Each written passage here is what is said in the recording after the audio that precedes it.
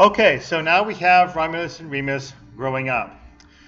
Remus, one day, the mischief maker, attacks a particular farm trying to steal its sheep. He gets caught. He gets hauled in front of the farm owner, only to discover that this would happen to be his grandfather, Numitor. And that is how Numitor gets reconnected with Romulus and Remus. Romulus and Remus thereafter team up with him in order to depose the evil Amulius, and that is how Numitor gets back in power and is able to serve the rest of his days as king. Thereafter, Romulus and Remus are inspired to found a city of their own, and that's the city that will become Rome. They do construct it, but there now then develops a dispute between them as to exactly who is going to be in charge, and you can see how history is beginning to repeat itself. We already had brothers Numitor and Amulius. You can go back historically and find quite a few other examples, like Eteocles and Polynices, the sons of Oedipus and Thebes. There's Peleus and Aeson in Iolcus and Thessaly, Aeson being the father of Jason and Medea fame, and so forth. Happens all the time. Of course, there's also Horus and Seth from Egyptian mythology too. All right. Anyway, so you have Romulus and Remus in dispute about who is going to rule this new city.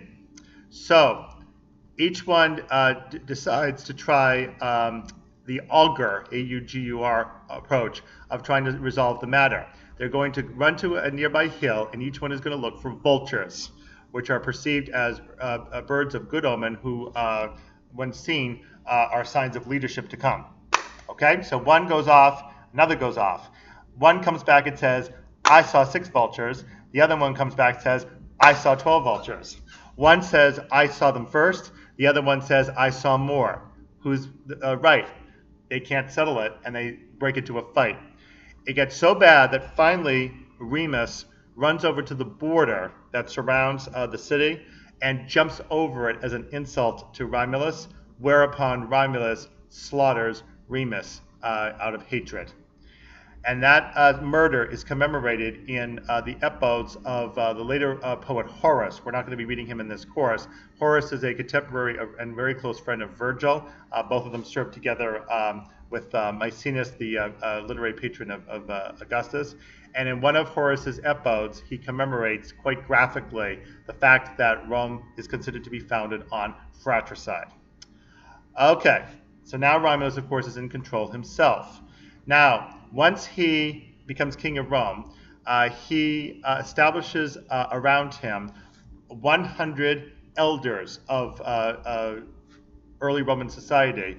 These elders become what is known as the Senate, and the word Senate and the word senator come originally from the Latin word senex, which means an elderly man. So these are the elders of society who advise Rome. Of course, nowadays we would probably think of senators as old and over the hill anyway, but that's our interpretation of it. But senators does properly mean elder wise men who provide advice to the king. Okay, so that's how the Senate comes into existence.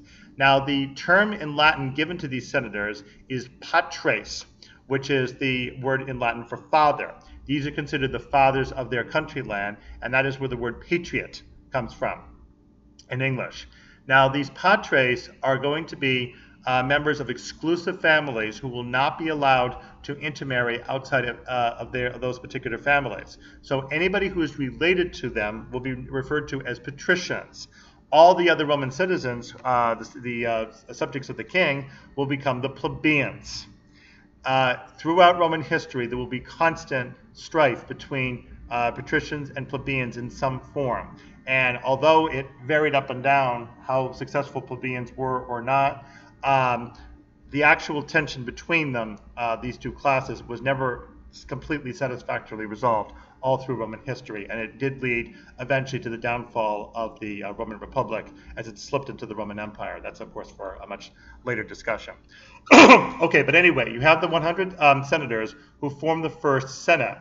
Now, the senators, of course, are not supposed to marry outside of the senatorial families. So, of course, if you have all of the senatorial families intermarrying among each other, you're eventually going to get inbreeding. The same difficulty that besets all the later European monarchies. The major kings and queens, many of them have difficulties with princes who are born illegitimately or who go mad because of inbreeding and all sorts of other difficulties. So this is what's going to happen here too. So Romulus recognizes the difficulty in coming, and he tries this remedy. He sends to all the nearby tribes, including the Sabines, requests to intermarry with them. We're here as interlopers, we know. Can we marry some of your women? No, they all say. So then Romulus invites them all, including the Sabines, to a special festival for Neptune. And he emphasizes in particular bringing the women and children. So they all come, and including the Sabines with all of their women. They all gather together in the city square where the sacrifices to take place. At a given signal, all the men who are stationed all around run in and grab all the women. And that's the episode known as the Rape of the Sabines. And it leads, not surprisingly, to a major war between the Romans and the Sabines, who are, of course, furious at this mistreatment. The women end up being connected with a whole group of Roman men, and surprisingly, this might sound strange given our sensibilities about rape today, they end up actually liking the Roman men they're with and become okay being husband and wife together. Okay, but anyway, the king Titus Tatius of the Sabines leads an onslaught against Rome, and we end up with a very fierce battle between them. The battle eventually ends, however, the conflict between them, because of the women who were originally kidnapped running out in the middle of a battlefield where a battle is about to occur, claiming that they don't wish to be simultaneously orphaned and widowed. And that's what ends up calling an end to this war and establishing an alliance between the Romans and the Sabines. Now, what one believes about this story, you have to sort of give or take as you please. But what is clear is that we do have a connection with real Roman history, in which we know that the Romans, especially in the early days of the Republic, made a lot of alliances with the surrounding peoples in Italy, and that was one of their major ways, diplomatically and politically, to spread their influence in a positive way around Italy. So as they gradually at times needed to resort to warfare and even to destruction, as they did, for instance, in 396 BC against the city of Veii, which was the major Etruscan city at that time, they still could keep themselves in good diplomatic and political shape because of the various alliances they made. So that was an important consideration, that we have the first example described to us historically in this work of this alliance that's made between the Romans and a population outside of the Romans. There is also, by the way, one other detail about something that's established along the way, and that is the girl Tarpeia. The story goes that Tarpeia was corrupted by the Sabines to show a tunnel that would allow the Sabines to get into Rome. After she did this, she had been told that she would be rewarded with gold. So what ended up happening, of course, was that the Sabines took all of their gold trinkets that were quite heavy and threw them on top of her. The idea being that that she would be an example of what happens when one turns traitor. This also happened, by the way, near a prominent rock, and thereafter that rock was known as the Tarpeian Rock, and it's where historically thereafter traitors were thrown over a cliff to fall to their deaths. So that's another example of an institution established in Rome through this historical process. So, with the establishment of peace between the Romans and the Sabines, the Romans, as we said, begin to establish better relationships with other peoples around them, and Romulus ends up being quite a successful king. His death, however, is mysterious. He is whipped up one day into a cloud of dust while he is out on the Campus Martius training soldiers, and he just goes up in the cloud and is gone.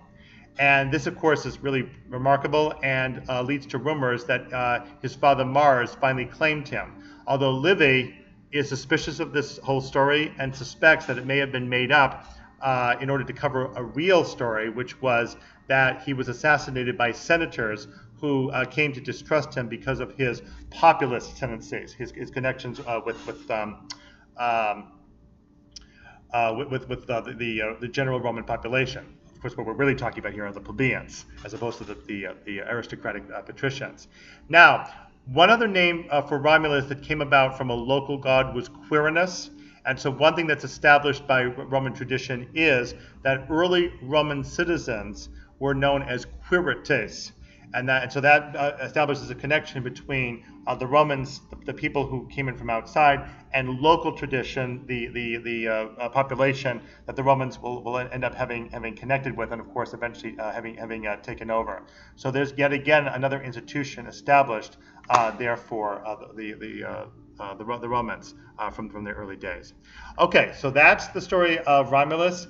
Then we have what's called an interregnum period, where the Senate now has to choose the next king. They sort of do it spontaneously, so that becomes the next tradition.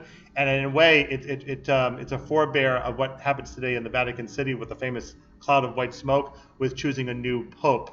So after an interregnum of 1 year, we then get Numa Pompilius, the king with religion. Then we have, as we've said before, Tullus Hostilius, the one who conquers a couple of cities around him. Ancus Marcius, who continues the conquest. And then the three Etruscans, Tarquinius Priscus, Servius Tullius, and finally Tarquinius Superbus. So now we're going to devote a separate video to this final king, Tarquinius Superbus, the one who ended in a very bad way, thanks to the misdeeds of his son Sextus. All right, we'll see you next video.